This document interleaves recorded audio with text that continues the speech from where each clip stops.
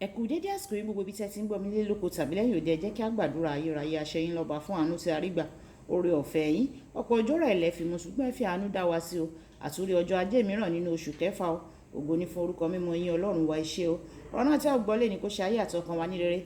Àsìlẹ̀ ní ọjọ́ ajé ọrọ̀ ìbùkún àtẹ̀síwájú baálẹ̀ ọrọ̀ o. Ẹ jẹ́ kó wá wa wálé ní orúkọ Jésù o. Ẹ ṣé Ọlọ́run torí tí ẹ ti gbọ́ o. Jésù Olúwa wa, àmín. Ìwé ọ̀run ṣíṣí tí a ti ọwọ́ olùṣọ́ àgùntàn yín náà kọ Adéjàre Adébóyè kọ. Èní ọjọ́ ajé ọjọ́ kẹwàá oṣù kẹfà. Àkòrí tí a ò gbéyẹ̀wò lé ní sọ pé bàtà ìhìn rere, bàtà ìhìn rere. Àmọ́ àkọ́sórí wa nínú ìwé Éfésù orí ìkẹfà ẹsẹ̀ ìkarùndógún. Éfésù orí ìkẹfà ẹsẹ̀ ìkarùndógún. Tí ẹ sì ti fi ìmúra ìhìn rere àlàáfíà wọ ẹsẹ̀ yín ní bàtà. Nígbà tí a mú bíbélì kíkà wa nínú ìwé Àìsáyà orí ìkejìléníàádọ́ta ẹsẹ̀ ìkẹfà àti ìkeje. Ìwé Àìsáyà orí ìkejìléníàádọ́ta ẹsẹ̀ ìkẹfà sí ìkeje. Nítorí náà àwọn ènìyàn mi yóò mọ orúkọ mi ní ọjọ́ náà, nítorí èmi ni ẹni tí ń sọ̀rọ̀, kíyèsí èmi ni. Ẹsẹ̀ ẹni tí ó mú ìrere wá, ó ti dára tó lórí àwọn òkè, tí ń kéde àlàáfíà, tí sì mú ìrere wá, tí ń kéde ìgbàlà, tí ó sì wí fún Síónì pé Ọlọ́run rẹ̀ ń jọba. Wàyí ẹ tẹ́tí bẹ̀lẹ̀ jẹ́ láti gbọ́ ohun tí olùṣọ́ àgùntàn yín náà kọ Adéjàre Adébóyè ní fún wa ní èní ọjọ́ ajé. Ní ìtẹ̀síwájú nínú ìdánilẹ́kọ̀ọ́ mi lórí gbogbo ìhámọ́ra Ọlọ́run, màá máa jíròrò lórí ẹ̀kẹta lára ìhámọ́ra náà tí a dárúkọ nínú ìwé Éfésù orí ìkẹfà ẹsẹ̀ ìkẹwàá dé ìkẹtàdínlógún. Ìhámọ́ra yìí ni à ń pè ní bàtà ìmúra ìhìn rere àlàáfíà. Ohun àkọ́kọ́ láti kíyèsí nípa ìhámọ́ra yìí ni pé ó túmọ̀ sí pé mímú ìhìn rere káàkiri. Ìwà ní àìléwu rẹ̀ ó wà nínú wíwàásù ìhìn rere. Bí àwọn aláìgbàgbọ́ tí ó bá lè yí ká tí wọ́n sì yí padà sí ẹ̀sìn kìrìsìtẹ́nì bá ṣe ń pọ̀ sí, bẹ́ẹ̀ ni ìkọlù èṣù lórí rẹ̀ yóò dínkù sí o.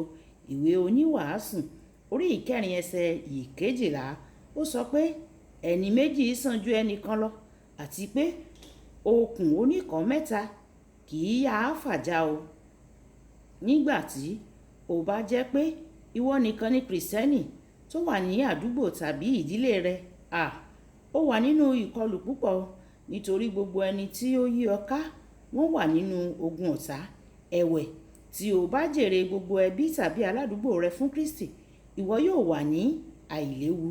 Nígbà tí ọ̀tá bá gbìyànjú láti kọlù ọ́, ìwọ yóò ní àwọn ọmọ ogun tí yóò parapọ̀ láti gbàdúrà kí wọn kí ó sì lé èṣù jáde.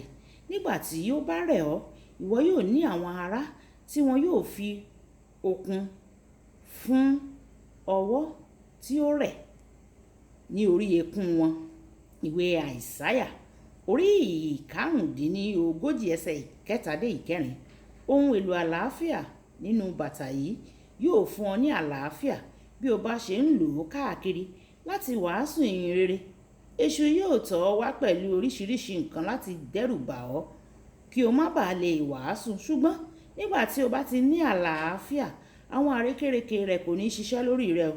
Ó dàbí kìnìún tó kàn ń búramúramù ni o. Nínú ìwé Pétérù kìíní orí ìkarùn ẹsẹ̀ ìkẹjọ, tí òun dẹ́rù bà ènìyàn ṣùgbọ́n kò lè buni jẹ́. Àlàáfíà náà ṣe kókó bí o bá ṣe ń jáde lọ láti wàásù ìhìn rere, nítorí pé ìwọ yóò kojú inúnibíni.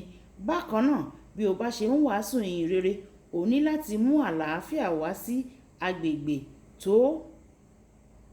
tí rògbòdìyàn bá wà o. Ìdí nìyí nínú ìwé Lúùkù orí ìkẹwàá ẹsẹ̀ ìkarùn. Nígbà tí Jésù rán àwọn ọmọ ẹ̀yìn rẹ̀ jáde láti lọ wàásù ìhìn rere, ó ní ohun àkọ́kọ́ tí wọn yóò kọ́kọ́ sọ nígbà tí wọ́n bá dé ibi tí wọ́n bá ń lọ. Ibi titun náà ni àlàáfíà ni fún yín o. Ohun tí wọ́n ń tàn kálẹ̀ náà ni àlàáfíà, kì í ṣe wàhálà o. Àti fún gbogbo ẹni tó bá gba ìhìn rere, ohun àkọ́kọ́ tí wọn yóò ní ìrírí rẹ̀ lọ́kàn wọn náà ni àlàáfíà. Olùfẹ́, ǹjẹ́ o ní bàtà ìhìn rere àlàáfíà bí? Ǹjẹ́ ò ń jèrè ọkàn bí?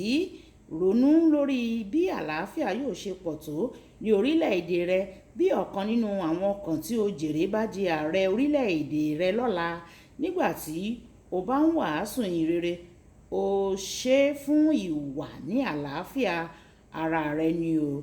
Kókó ọ̀rọ̀: wọ bàtà ìyìn rere àlàáfíà nísinsìnyí, wàásù fún ó kéré tán ẹnìkan lójúmọ́.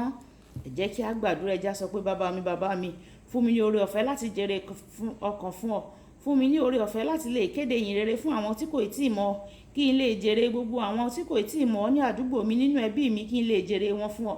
Olúwa, fún mi ní oore ọ̀fẹ́ láti wàásù fún wọn. Olúwa ò ṣe, nítorí pé ẹ ó fún wa ní oore ọ̀fẹ́. Jésù Olúwa wa, àmín àmín ní orúkọ Jésù. Olúwabùkọ́lá Ayápọ̀ ní orúkọ mi o. Ẹ máa bá mi like, ẹ máa share, ẹ dẹ̀ máa comment káwọn ènìyàn kí wọ́n lè jẹ àǹfààní ọ̀run ṣíṣí Yorùbá. Ìpàdé wa bí oyin. Ó dàbọ̀.